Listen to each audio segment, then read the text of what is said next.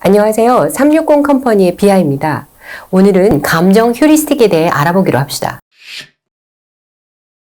다음은 다니엘 카네먼이 생각에 관한 생각이라는 책에서 직접 겪은 일화를 소개한 내용인데 감정 휴리스틱이 무엇인지를 알게 하는 아주 대표적인 사례입니다.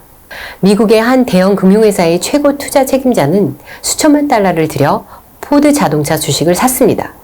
이유는 본인이 최근 모토쇼를 가서 포드 자동차에 대한 강한 인상을 받았기 때문입니다. 예리하고 치밀한 분석이나 평가는 생략했습니다. 단지 자동차를 좋아했고 포드를 좋아했기에 금융회사의 최고 투자 책임자에도 불구하고 자신의 직관에 따른 결정을 내린 것입니다. 감정 휴리스틱은 한 개인이 결정을 하고 선택을 하는 과정에서 합리적인 의사결정을 내리는 것이 아니라 개인의 감정이나 기분이 주도적인 역할을 한다는 것을 설명하는 심리적 기제입니다. 또 다른 연구에 따르면 사람들은 긍정적인 분위기에서 내리는 결정은 이익이 되고 위험이 낮다고 판단할 가능성이 더 높다고 합니다.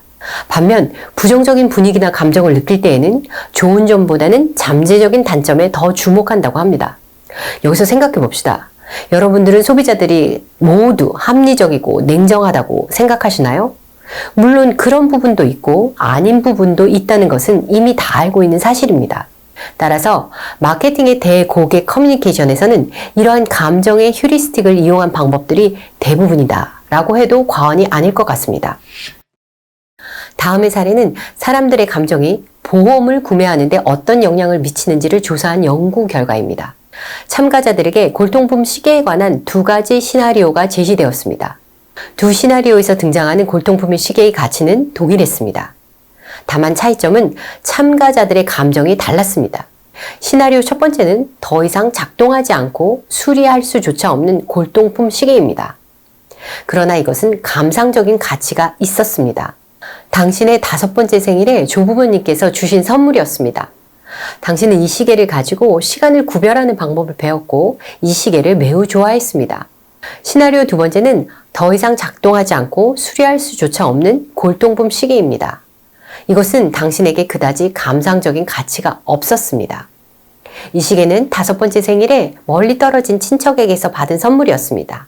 당신은 그때 이 시계를 별로 좋아하지 않았고 지금도 이 시계에 대한 특별한 감정이 없습니다.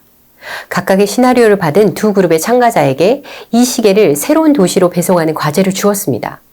이렇게 배송을 할 때 시계 손실에 대한 보험료를 물어보는 것이었습니다. 보험료에 대해 지불할 의사가 있는 최대 금액을 표시하도록 요청했습니다. 완전 손실의 경우 보험은 두 경우 모두 100불을 지불하도록 설계를 했습니다. 결과는 과연 어땠을까요?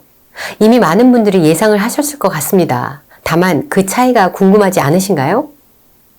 첫 번째 시나리오의 사람들은 두 번째 시나리오보다 평균적으로 2배 더 많은 운송보험료를 기꺼이 지불했습니다. 시계는 더 이상 시장에서의 가치가 없었기 때문에 이들의 한 의사결정은 합리적으로 보이지 않습니다. 바로 이 지점이 감정의 휴리스틱이 작동한 사례라고 할 수 있겠는데요.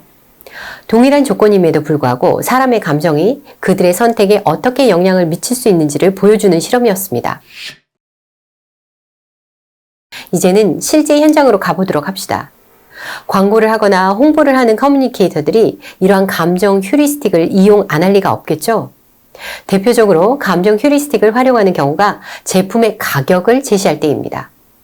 가격을 올렸을 경우에는 비율로 제시를 하고 내렸을 경우에는 금액으로 표시를 합니다. 그러니까 5% 인상이라고 하면 실제의 금액은 계산을 해봐야 알기 때문에 많이 인상되지 않은 것처럼 느껴집니다. 반면 5만원 할인이라고 하면 실제 금액이 고스란히 제시되기 때문에 꽤 많이 할인되는 것 같은 인상을 줍니다.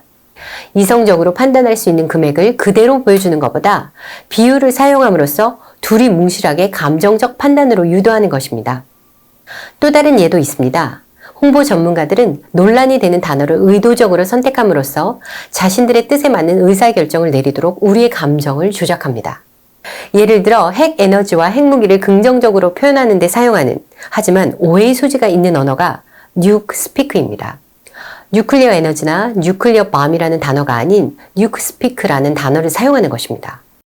다음 시간에는 기준점 및 조정 휴리스틱에 대해 알아보도록 하겠습니다. 이상 360 컴퍼니의 비아였습니다. 감사합니다.